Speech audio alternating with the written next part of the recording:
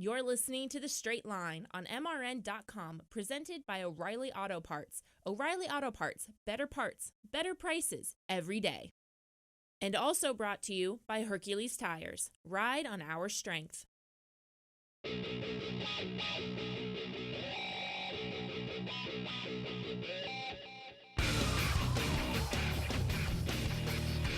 Well, we are almost there. Welcome to MRN's The Straight Line, presented by O'Reilly Auto Parts. Ralph Shaheen, Doug Herbert. We are almost there to the big go. Labor Day weekend, Indianapolis. It's coming up. 1.5 points. That's the top 10 is going to be decided. I don't know what the biggest story is in there. Probably Billy Torrance getting a pretty good shot. So close, right? Yeah, he's a round out basically of the top 10. Yeah. Only ran half of the races, but he's won half of those. Right, so right. It's like what do you get more excited about when you think of Indy and the big go? Do you think about the 1.5 and how it could impact the countdown, or do you get excited about just the fact that it's Indy and what it means and the history of the event? Or I think that's what it is. Yeah, it's just the history of the event. It's it's an event that everybody knows, right? You want to win Pomona, you want to win Gainesville, you want to win Indy. I mean, those are the big ones, right? Yeah. Maybe it used to be Englishtown. Maybe Englishtown was part of that. Englishtown would have been up there. Gone. Yeah. Yeah. It's magical. If you've never been, it truly is magical. You know, there's like some races where you go, okay, that's just a bigger event of the regular season. I mean, there's a vibe around Indy. It's a whole different deal. Well, it's an extra day longer, right? You race on Monday, so there's an extra day. It kind of, to me, I always felt like you just got into the zone. You know, by the time you're racing, you're qualifying Friday, you're qualifying Saturday, you're qualifying Sunday, and then you're racing on Monday. And then they've had their other big events over the years. You used to have Pro Stock Shootout and the Big Bud Funny Car Shootout and, whatever. So, I mean, that kind of makes that event. It's a race inside of a race and all kinds of big deals going on. Cool. Yeah, and it's in Indianapolis. Look, I know you think about Indianapolis, you think of, for me, you automatically think of the Indy 500. There's no doubt about it. But, NASCAR has a big event there with the Brickyard, and other sanctioning bodies have all run there. But I think when you talk about Indianapolis, I can tell you outside of the 500, I put the big go before I put the Brickyard there as far as major events in Indy. Yeah, U.S. Nationals. Well, it's been going on for 50-something years, right? Yeah. Brickyard's only been, 20 years or something. 25 maybe. Yeah. But still, it's held its status that way, right? Whereas I think the Brickyard has trailed off a little bit. Yeah. Ticket sales will show you that. Well, yeah. Yeah, I know. I mean, it's Labor Day. It's a big weekend. Motorsports, it's another good motorsports weekend, right? Memorial Day, Labor Day. Two biggest ones, right? Yeah, it's a good motorsports weekend. Kind of starts off summer, ends up summer. So yeah, I don't know. Indy is cool, and it's it's more money. It's double the points. There's a lot of reasons. I've had crew chiefs over the years that they just focus. At the beginning of the year, they'll be focusing on Indy. Okay, this we're going to run at Indy. We're going to be ready to use this at Indy. Like, pull out everything you got because that's a place where we got to go fast. Is there one moment that you think of when you go? Somebody says, U.S. Nationals. Oh man, remember? Maybe not necessarily your career, but just in general. Oh, I mean, I think in general it had to be Garlett's, shaving his beard and all that stuff, right? That was a pretty big one. McEwen. That's the one I always think of. McEwen beating Snake with his son. When his son Jamie had passed away shortly before that. That was a big one. The other one I always remember is on Wide World of Sports. Snake going down, and I can never remember the driver's name in the other lane. Two big ones for me: 1992, 1993 finals runner-up to McCulloch one year, and Pat Austin, like two finals back to back, and I couldn't bring it home either time. Damn. You know who did bring it home? Jason Line. This past weekend, and Brainerd, we're going to have Jason hometown on the show. In fact, we're going to have him right after this break. But just before we step aside, next week is Bojangles Week here at MRN as we get ready to head down to Darlington, another big famous place for racing on Labor Day weekend. It's for the Bojangles Southern 500. Head to Bojangles for a Cajun filet biscuit. I know that's big for you, food guy, with their new pimento cheese. For breakfast, lunch, and dinner, stop at Bojangles. It's bow time, y'all. And when we come back, y'all, it's Jason Line.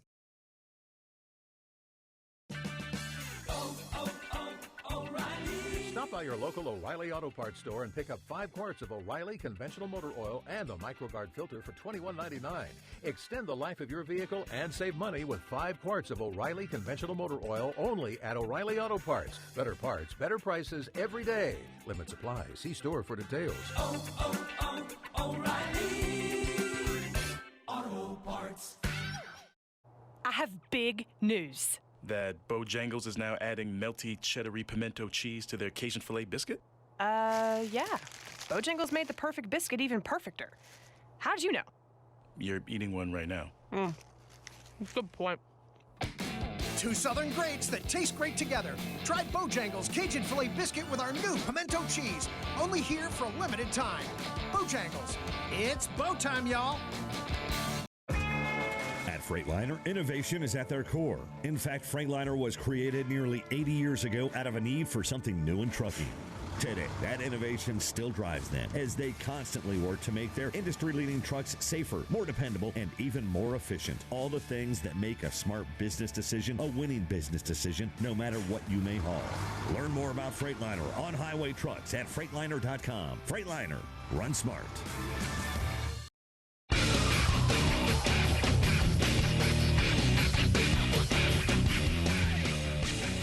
Jim Nickel was the name. We just Googled it. I was trying to think of that. Don Perdone is 1969. Wow.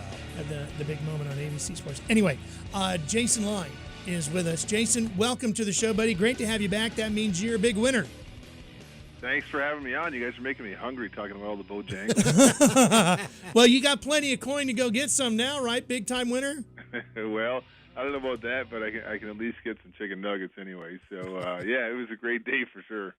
Hey, it seems like you had a really big winner circle deal up there in Brainerd. You had all your hometown fans, family, friends. It was just a big deal, right? It was a big deal. So, you know, I've made it no secret, obviously, that I wanted to win there for years, and it's never really happened. So when it did, it was really cool, and it was definitely a fun moment for me. And I'm not really not too sentimental, I guess, but it was very fun, and I'm going to remember this one for a long time.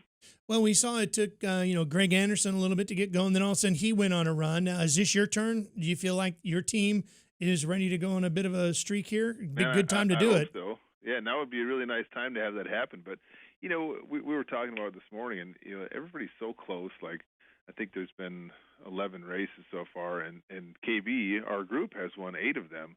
But, you know, Greg and myself, we have not we've sort of underachieved, but finally kind of hitting our stride, and, yeah, things are getting better. So trying to do a better job behind the wheel and just attention to details, but we got a lot of stuff going on, a lot of cars, and sometimes it's easy to get lost in the shuffle. Hey, Jason, it looks like you were ready when you went up there for the final round with a 16 light. Like you were on cruise control on hypervision or something, huh?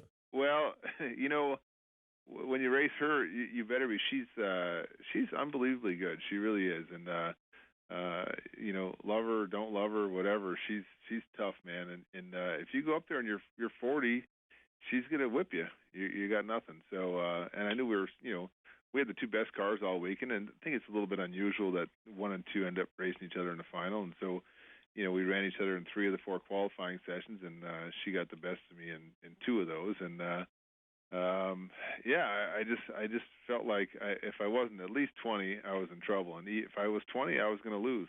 So, yeah, wow. It's a close race. We're just watching it now. Boy, that was a really good drag race.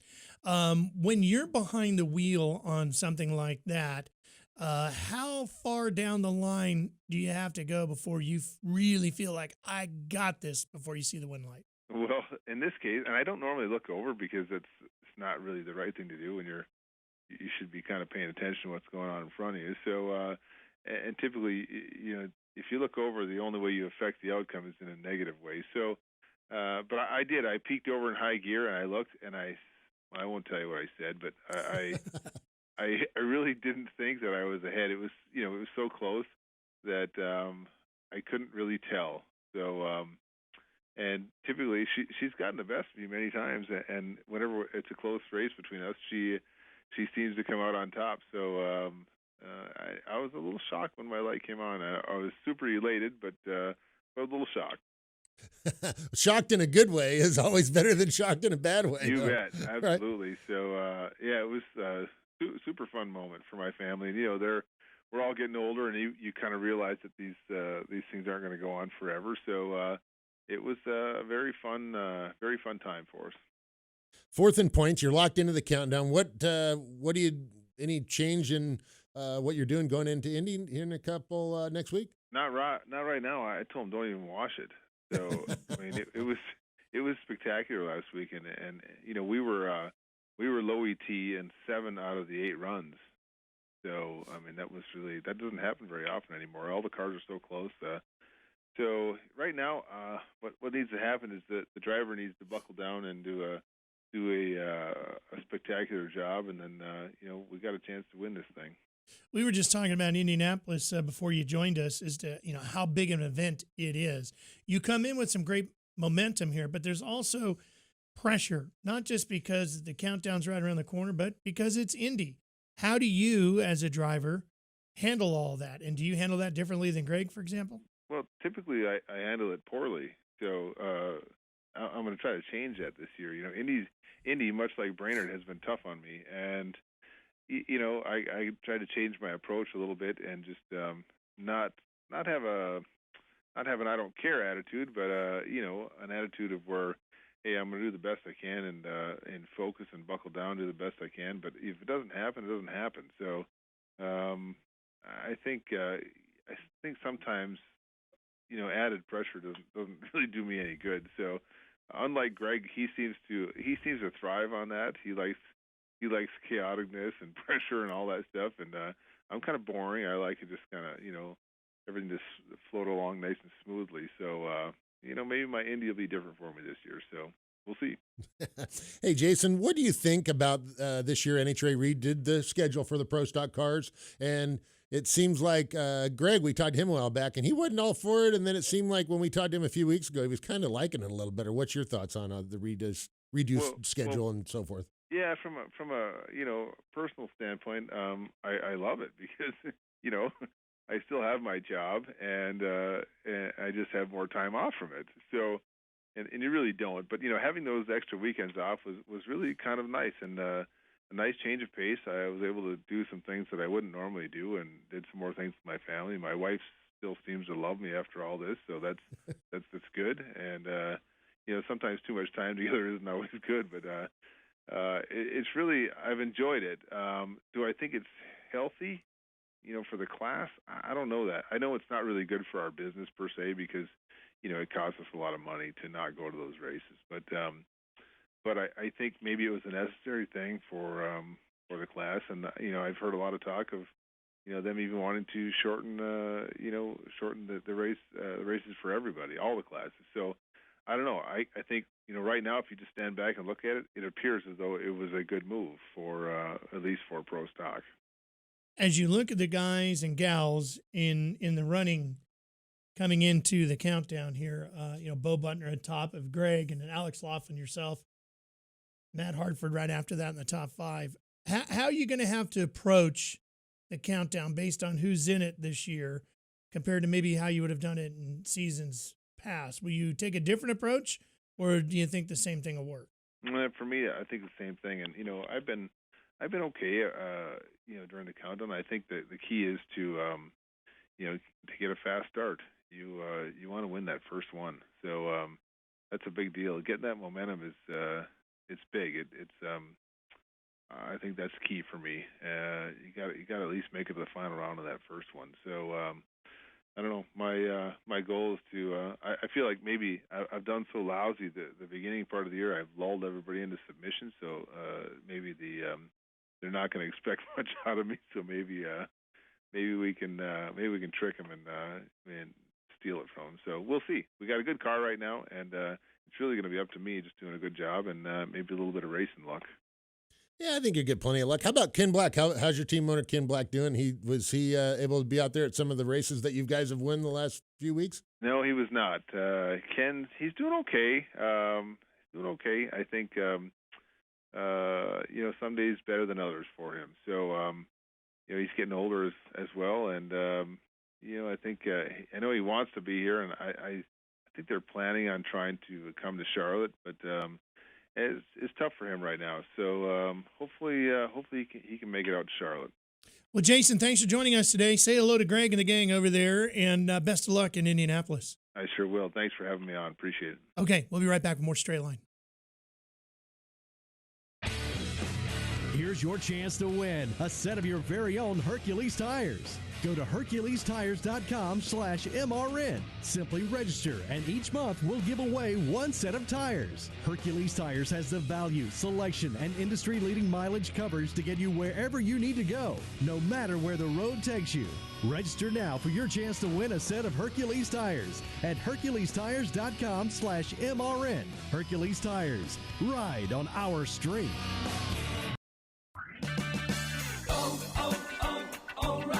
O'Reilly Auto Parts offers O-Rewards points in-store and online. Earn points on everything from replacement parts to tools and accessories. And for every 150 points collected, you'll get a $5 reward. Earn points any way you shop. O'Reilly Auto Parts. Better prices every day.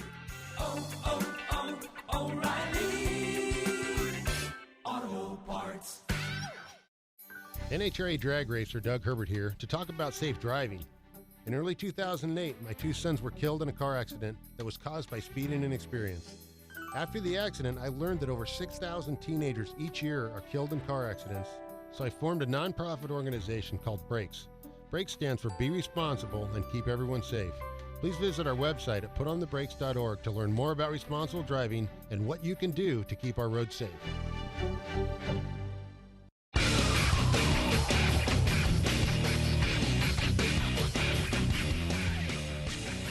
Welcome back to MRN's Straight Line, presented by O'Reilly Auto Parts.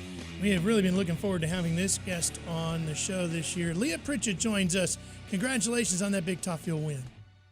Hi, thank you very much. It's always a pleasure to come and talk with you guys after a race weekend. It means good things.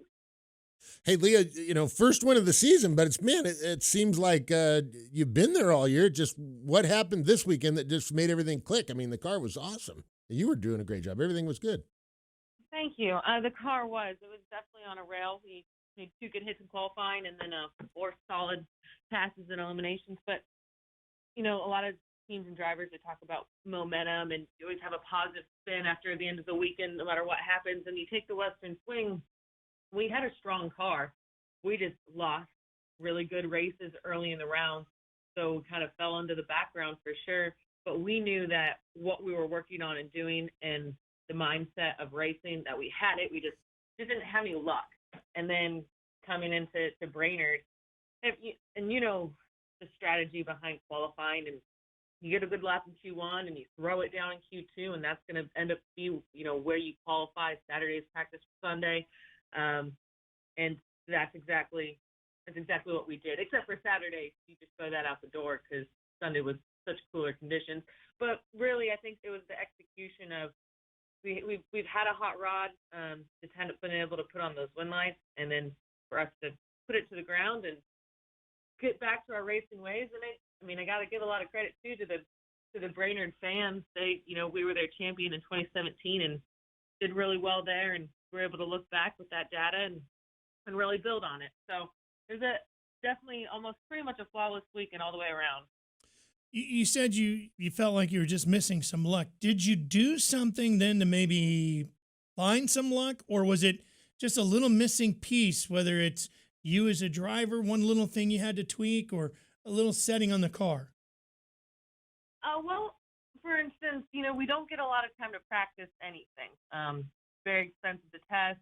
And so in qualifying, that's the only time to practice things. And when you set yourself up for a good Friday and you feel good about it, then you use Saturday to test some things with the car. And that's what we were able to do.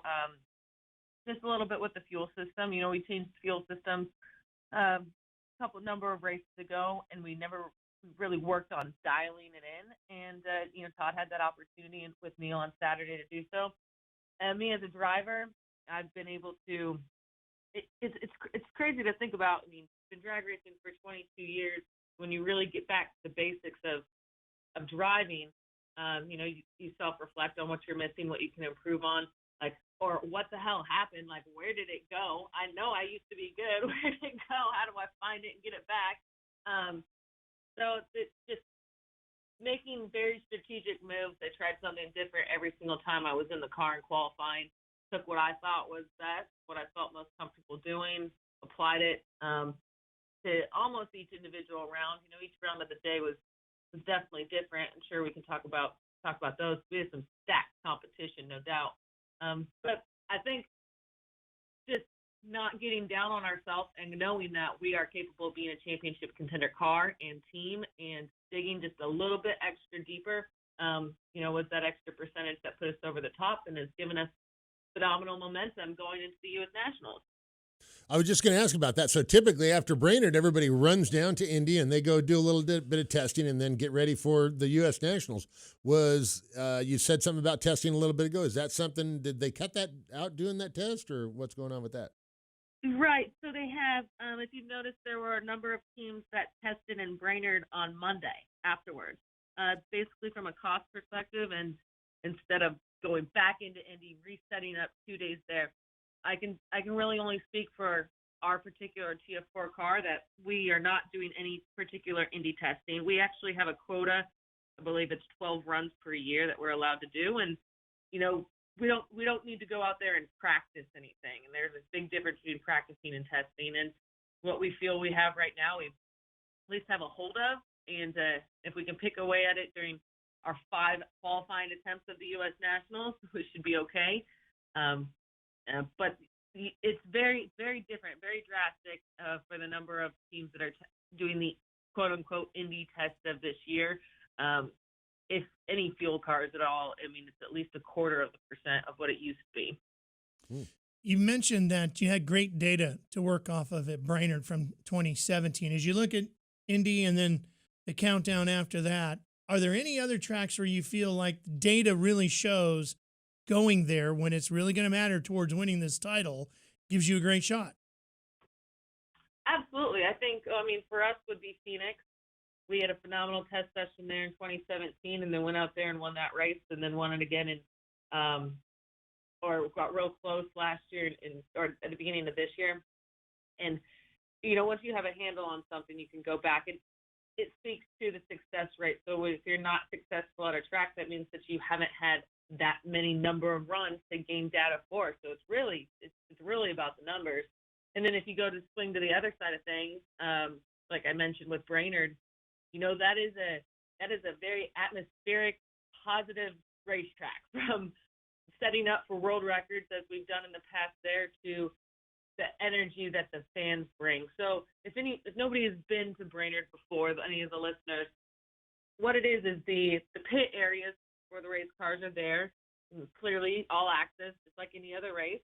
But the campground for the thousands of motorhomes is right next to it, and access directly to the grandstands from it. And these families and people and fans, save all year, take their vacation time, take their family time, go and camp out for like umpteen days and watch the races. And when you win a race like Brainerd, you really become, in my opinion, like those people's champion. They, heck, they're drunk all day, they're drunk all night, they're recovering the next day, and they're hearing race cars rip it up and down all day long. And, the nitro sessions is what a lot of them are, real enthusiastic about. And I guess I could speak to it from the memorabilia that they build and in regards to the fans that they are, the fans that they are of the drivers. Caps has his own corner.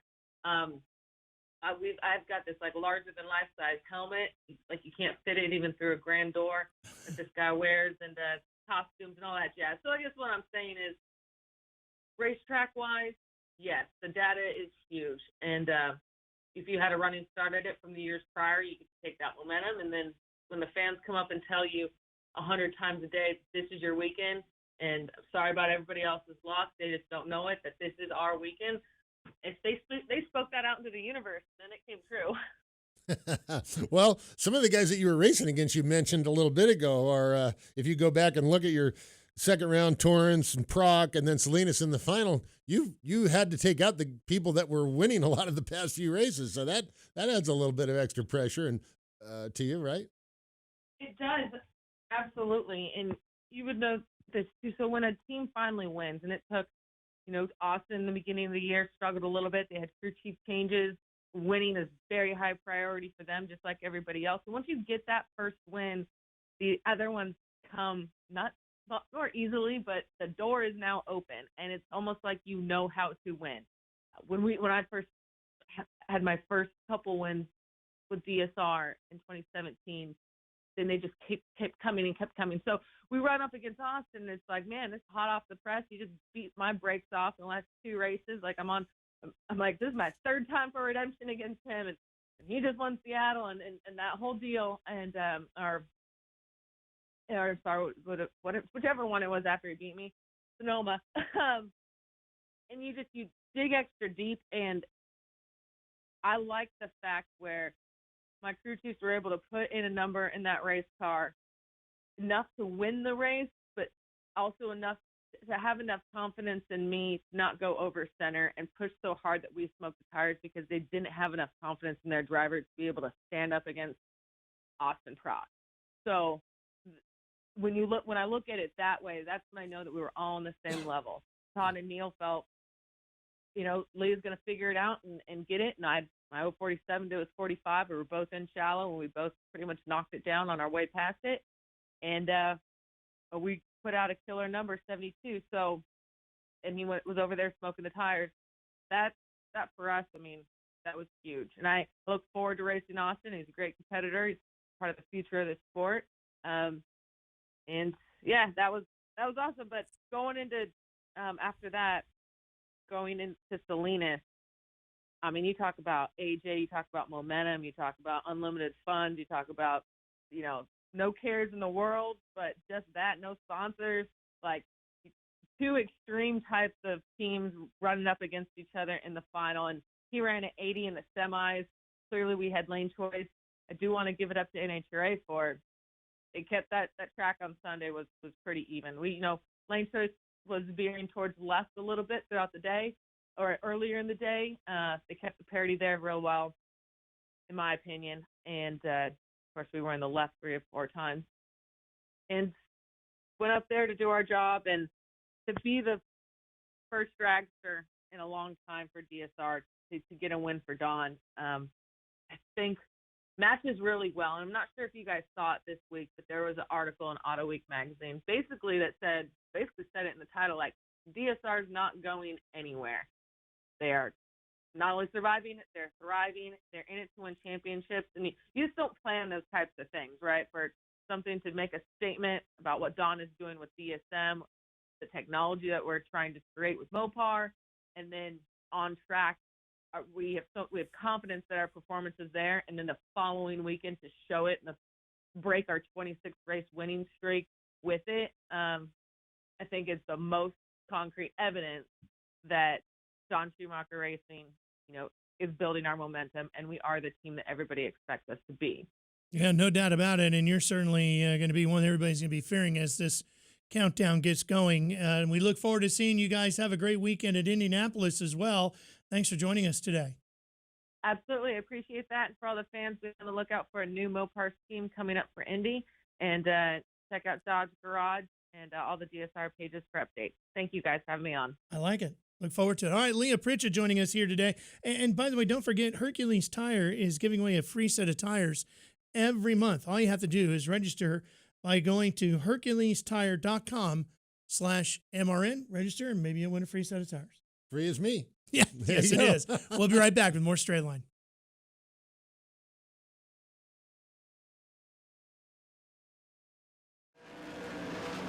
Hey, race fans, it's Ralph Shaheen, and like you, I have a huge passion for racing. With the most in-depth features on racers, series, and events, no one covers racing better than America's original motorsports publication, Speed Sport. Get your subscription to Speed Sport magazine today at speedsport.com.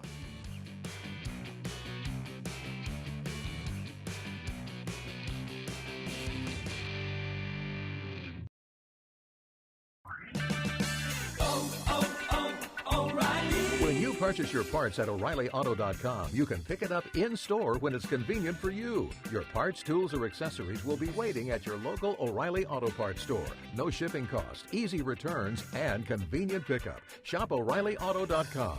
O'Reilly Auto Parts. Better prices every day. O'Reilly Auto Parts. I have big news. That Bojangles is now adding melty, cheddary pimento cheese to their Cajun filet biscuit? Yeah. Bojangles made the perfect biscuit even perfecter. How'd you know? You're eating one right now. Good point. Two Southern greats that taste great together. Try Bojangles Cajun Filet Biscuit with our new pimento cheese. Only here for a limited time. Bojangles. It's bow time, y'all.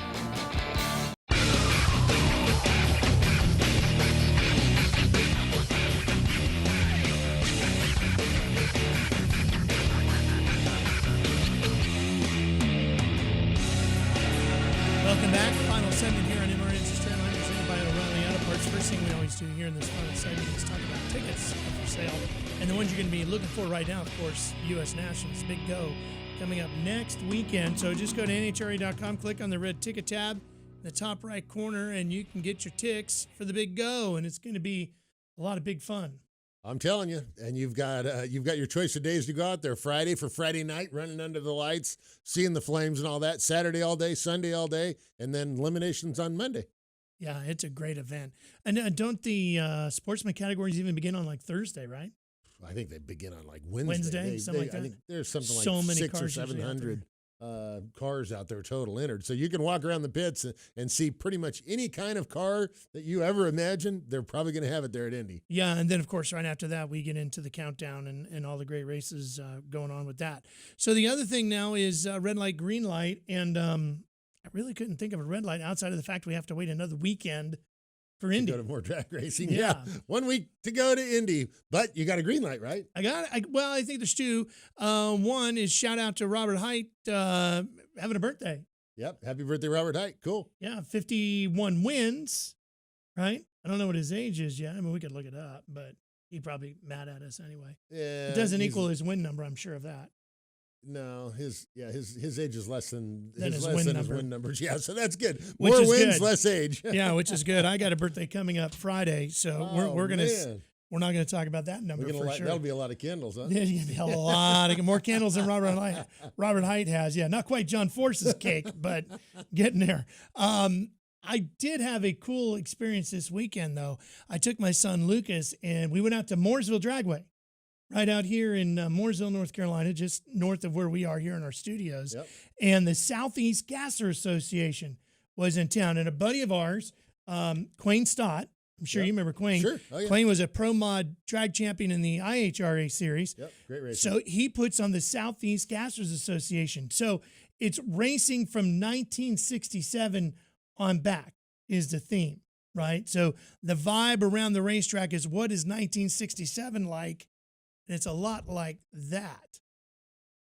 That's cool. That's Old cool, Chevy right? too. Yeah. Front Look at end, that. straight axle, gas tank out in the front, headers coming out the side. Yeah, that is cool. Yeah. And a bunch of those old guys like Gasser Dave and all these guys that raced, a lot of them actually raced back in the 60s, whatever. Right. And they're still So going. some of these still going. Leah, 55, right? Yeah. I mean, I just couldn't get enough of this stuff. What I like about it, cool paint jobs, great nicknames of the drivers, nicknames on the cars. Look at this. How neat is that? Yeah. Right? I got to show you this one guy. This is right up your alley. This gentleman comes all the way from Canada.